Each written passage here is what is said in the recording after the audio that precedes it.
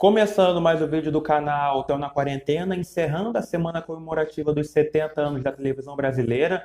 O vídeo de hoje é sobre um dos grandes clássicos da nossa teledramaturgia.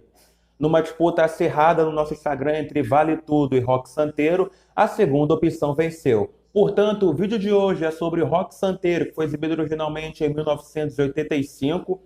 Foi reexibida uma vez na Sessão Aventura, uma vez no Vale a Pena Ver de Novo e uma vez no Canal Viva.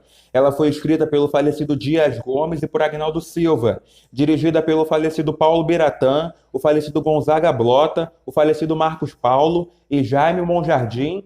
A novela é protagonizada por José Wilker, Regina Duarte e Lima Duarte, em seus respectivos personagens do Roque Santeiro, a Viúva Porcina e Sionzinho Malta. Roda a vinheta. Bam, bam, bam, bam, bateu meu coração. Sátira, exploração política e comercial da fé popular, a novela marcou a época apresentando uma cidade fictícia como um microcosmo do Brasil. A cidade é Asa Branca, onde vive em função dos supostos milagres religiosos de Roque Santeiro, um coroinha e artesão de Santos de Barro, que teria morrido com um Martim ao defender a cidade do bandido Navalhada.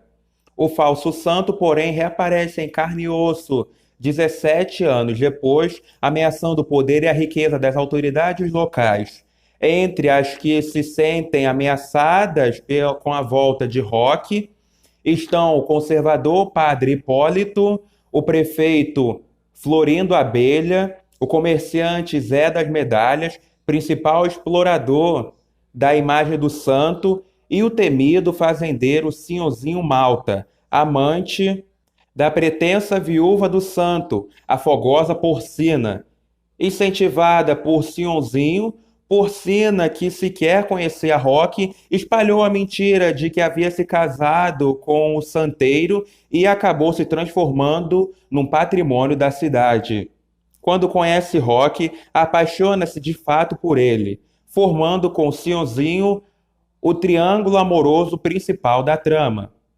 Algumas tramas paralelas se sobressaíram à trama principal, que foi o caso do lobisomem que atacava as mulheres da cidade em noite de lua cheia. Agnaldo Silva sempre tem esse negócio de mistérios, né, na cidade do interior. Teve o Cadeirudo em A Indomada, a Mulher de Branco em Tieta, o Sufocador em Duas Caras, entre outros.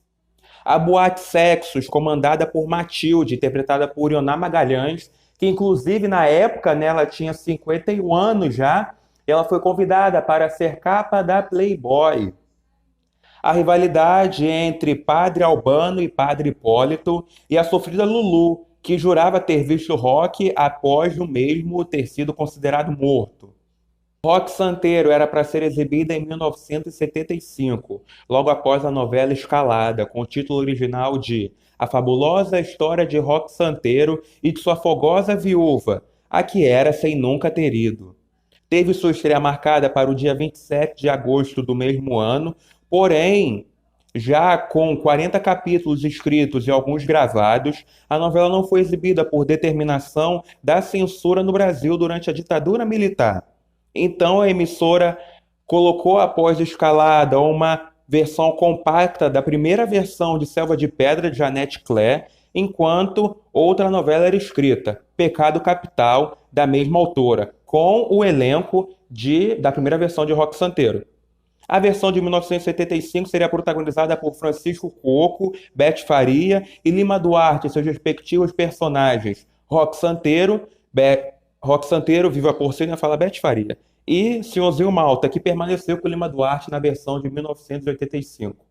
Lembrando que em 1985 já era República o Brasil, era comandado pelo José Sarney, que assumiu depois da morte do presidente eleito Tancredo Neves, ele era vice-presidente na época, e com a morte do Tancredo ele assumiu o posto de presidente, e não tinha mais censura.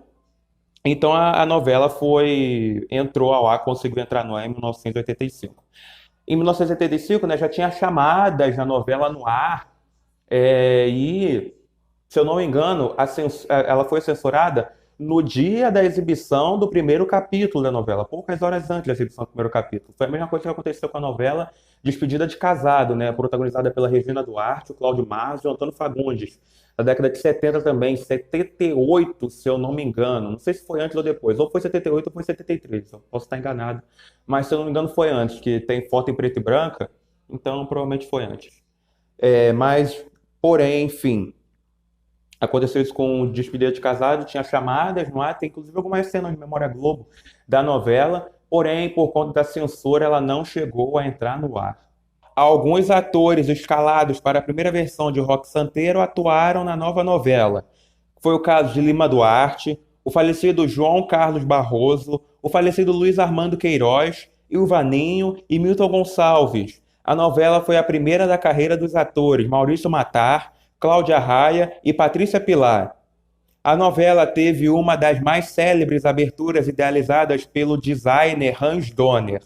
Boias frias, carros e tratores andavam literalmente sobre folhas, milhos, frutas e rochas gigantes.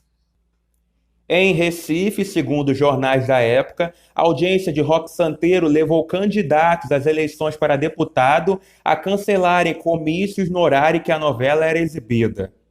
A mesma foi vendida para vários países, entre eles Angola, Argentina, Canadá, Chile, Cuba, Espanha, Estados Unidos, México e Portugal.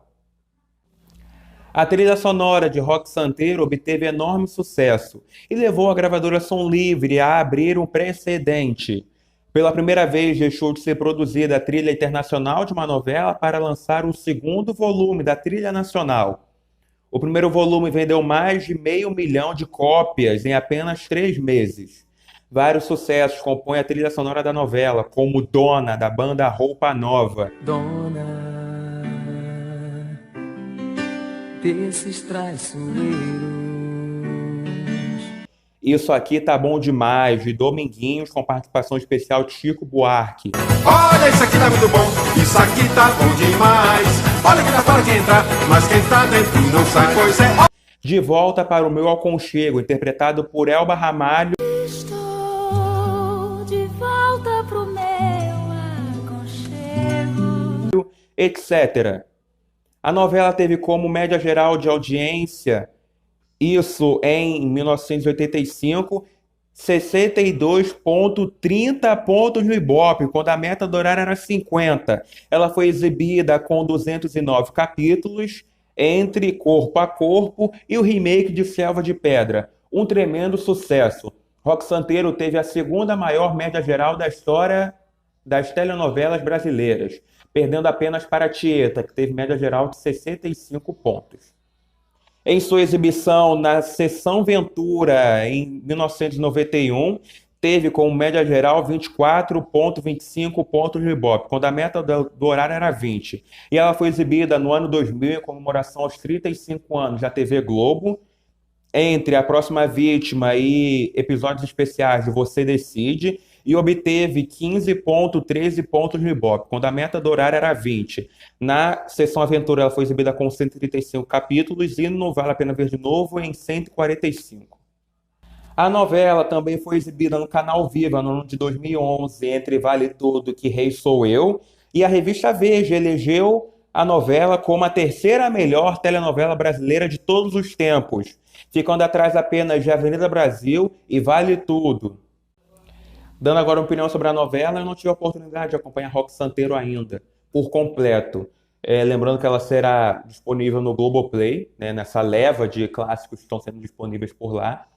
Quando eu não era nascido nas 3 exibições na TV Globo, e no Canal Viva 2011 eu ainda não tinha Viva. Era canal por assinatura, tinha acabado de ser lançado. Ela foi a segunda novela da faixa de meia-noite, que era a faixa de meia-noite 15, na época, se eu não me engano, a ser exibida. A primeira foi Vale Tudo, a segunda foi Roque Santeiro. Então pouca gente eu vi em 2011. Então não tive a oportunidade de acompanhar. Mas o pouco que eu vi de algumas cenas assim, avulsas, como o da viúva porcina gritando à empregada Mirna,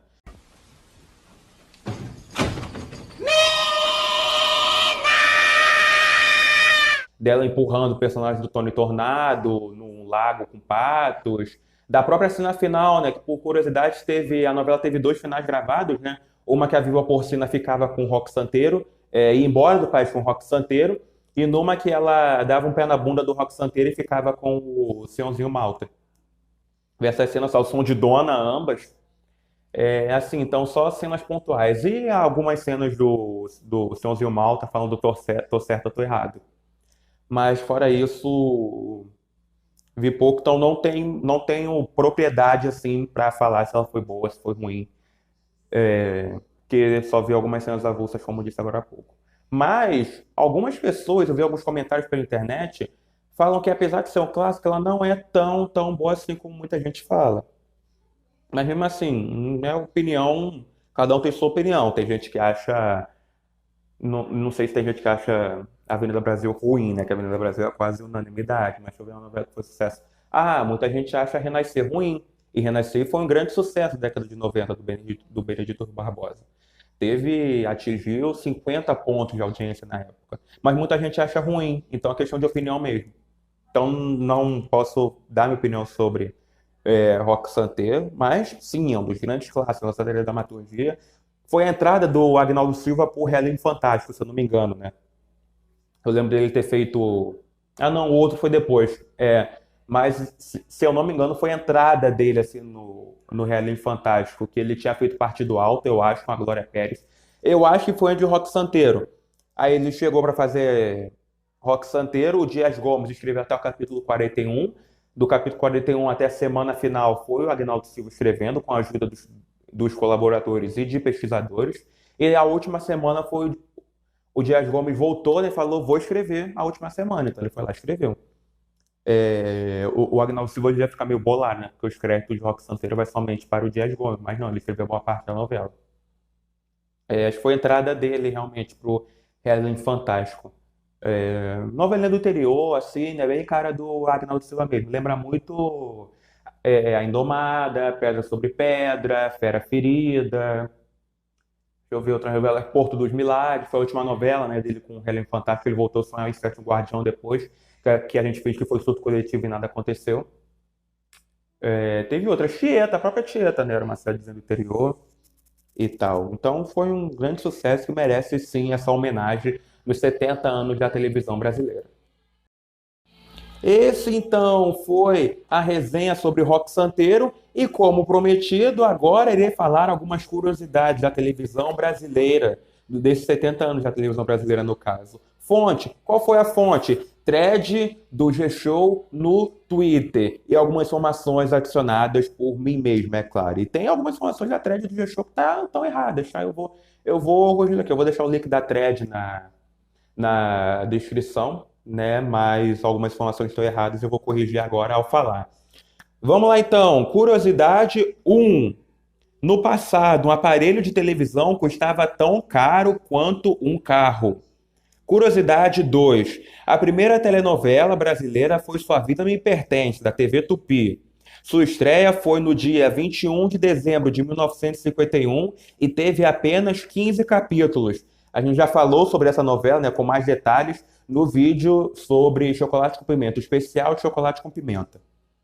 Curiosidade 3. A primeira telenovela diária foi 25499 Ocupado, da TV Excelsior, e foi exibida entre 22 de julho a setembro de 1963. Lembrando que a TV Tupi e a TV Excelsior já foram extintas. Curiosidade 4. Já a primeira telenovela em cores foi o clássico Bem Amado, de 1973. Curiosidade 5. A TV Manchete foi responsável por transmitir o primeiro desfile das escolas de samba da Marquês de Sapucaí, isso em 1984. A estação primeira de Mangueira foi a supercampeã, e ao chegar no final da avenida, deu a volta e desfilou no sentido contrário junto ao público. Curiosidade 6. A primeira transmissão ao vivo a cores foi a Festa da Uva em Caxias do Sul, em 1972, pela TV Difusora de Porto Alegre. Essa primeira transmissão foi muito comemorada pela censora na época, apesar de ter sido vista por poucas pessoas. Curiosidade 7. Em 1989, uma marca de alimentos criou um concurso para premiar quem acertasse o nome do assassino de Odete Roitman, a grande vilã da novela Vale Tudo, um dos grandes mistérios da teledramaturgia. Curiosidade 8. Os estúdios Globo, o maior complexo do mundo, demoraram cerca de 6 anos para serem construídos, de 1988 até 1995. E a primeira novela gravada inteira lá foi Explode Coração, exibida no horário das 8 na época. Curiosidade 9. Apesar de serem jornalistas, Renata Vasconcelos e Sandra Nemberg atuaram em novelas.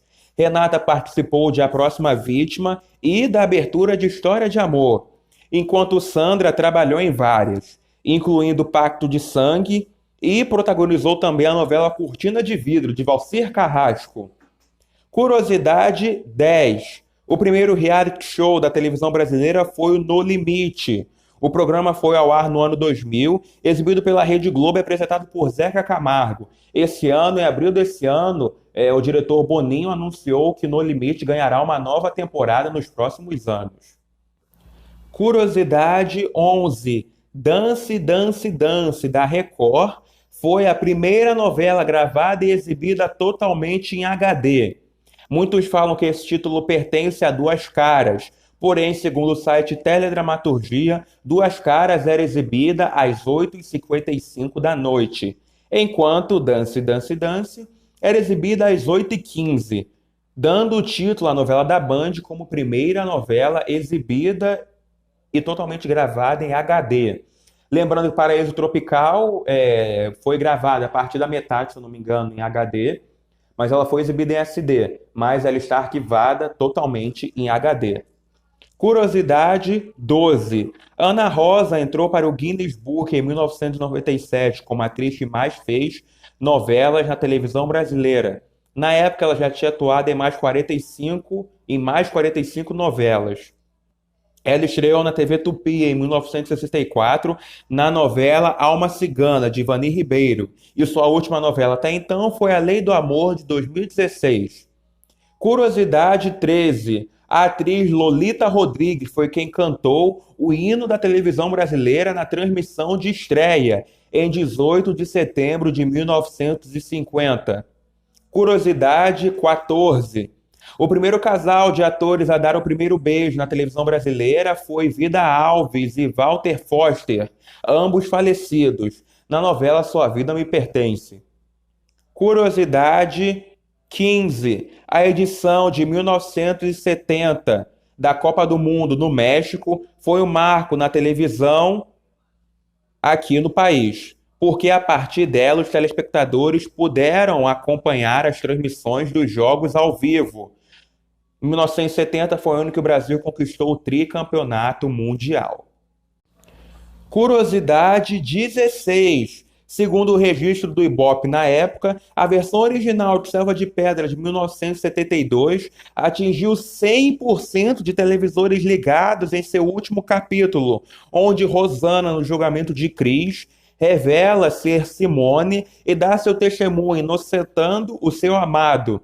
Lembrando que na época o medidor de audiência era diferente do atual, era no método flagrante, ou seja, digamos que a empresa ela ligava para 20 casas e se essas 20 casas estivessem assistindo a novela na hora, seria 100% de audiência. É um método muito assim, digamos que ultrapassado e não é certo de que teve 100% de audiência. Muita gente fala, mas não é provado, muita gente fala que o Rock Santeiro teve 100% de audiência. Porém, em seu último capítulo, né? Porém, não é confirmado isso. Também o caso de Anjo Mal, que a Suzana Vieira sempre fala em entrevistas, a primeira versão de Anjo Mal, que teve 90% de audiência em seu último capítulo, que é a morte da Nice, mas também não é confirmado justamente por causa desse método pouco eficaz. Curiosidade 17. E a última. Reality shows mexem com emoções do público e deixam seus nomes na história da televisão. A edição 2020 do Big Brother Brasil entrou para o Guinness Book pela maior quantidade de votos do público recebidos por um programa de televisão, por conta do 10º paredão da temporada, que foi disputado entre Felipe Prior, Manu Gavassi e Mari Gonzalez. A Berlinda, que eliminou Felipe, no dia 31 de março, totalizou 1.534.944.337 votos. Foi sofrer aqui agora. No site oficial do BBB. E o vídeo de hoje fica por aqui. Obrigado por ter ficado com a gente até o final, né? Encerrando a semana comemorativa do 70 anos da teledramaturgia. Perdão, da televisão do Brasil, da teledramaturgia ano que vem só, né? Só em 2021. Da televisão brasileira.